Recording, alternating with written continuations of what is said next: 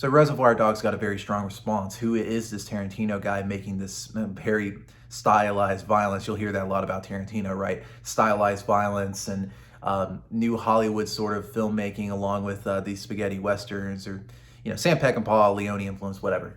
But he got his foot in the door, and that's very important, right? So he sold two scripts, I believe, like later in '92 or '93. I'm not honestly for sure. One was Natural Born Killers, directed by Oliver Stone. And man, it's been a long time since I watched that movie, probably 8 years ago. I remembered Robert Downey Jr. having a really good performance as, like, I think that television presenter. And my mind's stained by Iron Man at the time. Like, uh, I just remember it being like, it was a decent movie. It wasn't terrible like most people thought, said it was. But Tarantino hated it, right? And disowned it and didn't want it. But the second script is True Romance, and that was supposed to be directed originally by Bill Lustig, who made Maniac Cop 2, Maniac, all those movies, right? Exploitation director, and Vigilante. That's another one. And Tarantino wisely, in my opinion, said, nah, I'll go with Miramax, and I'll try to play with the big boys, right? So he does that, and out comes True Romance, made by Tony Scott of Top Gun fame, right? Who we lost, unfortunately, 10 years ago. And Arrow, by the way, knocked it out of the park on this one. If you want to go get this movie, this is the ultimate, 4K Blu-ray edition. And so as far as True Romance goes, what is it? Well, it's Tarantino's first script that he ever wrote, right? So, and we'll get into that criticism later, but what is True Romance, right? It's this video clerk, Clarence,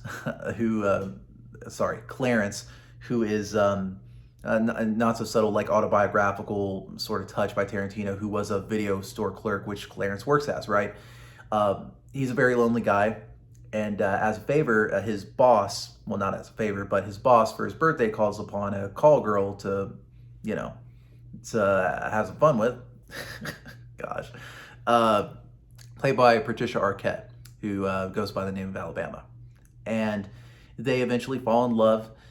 Clarence decides has aberration of what we assume to be Elvis, and he goes in, kills Alabama's previous pimp, and eventually they go on this long cross-state spree, and not killing people like natural born killers or doing bad stuff, but trying to sell this drug money that Clarence took from Drexel, who was the pimp.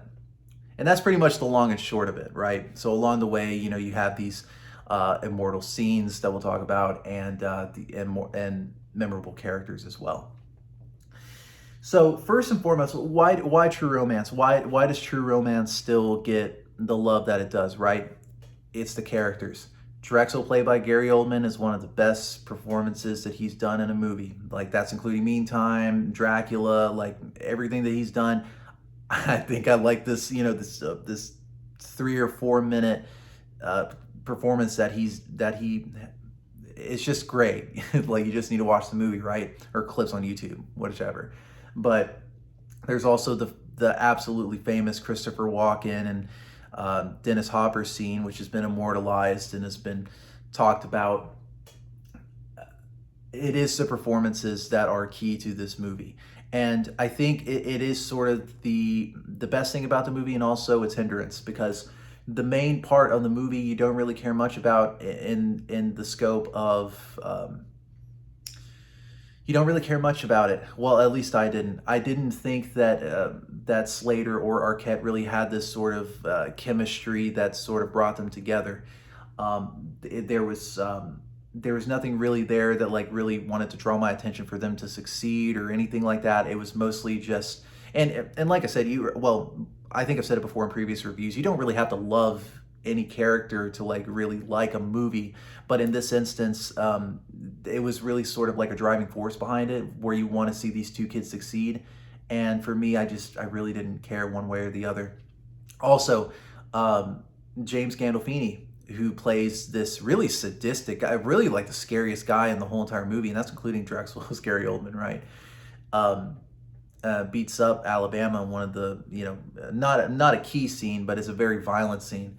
I would say arguably that's more violent than the Reservoir Dogs ear cutting scene, in my opinion.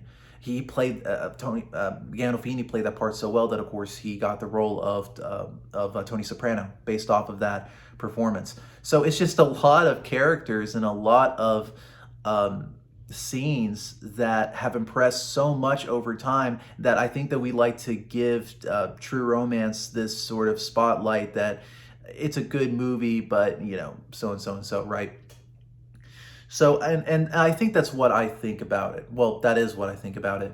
Is that it's this movie of performances that are that are not really central to the movie, but that keeps us entertained along the way of watching this very so movie. And a lot of that has to do with Tarantino's script that was, albeit made in his adolescence. Right, this is a very adolescent movie about a lot of people that have not had a lot of personal relationships that think of what it's almost like a teenage boy's fantasy come true, right? That's what I feel like of what True Romance is. Not a lot of maturity, but at the same time, like that's what I prefer in a movie.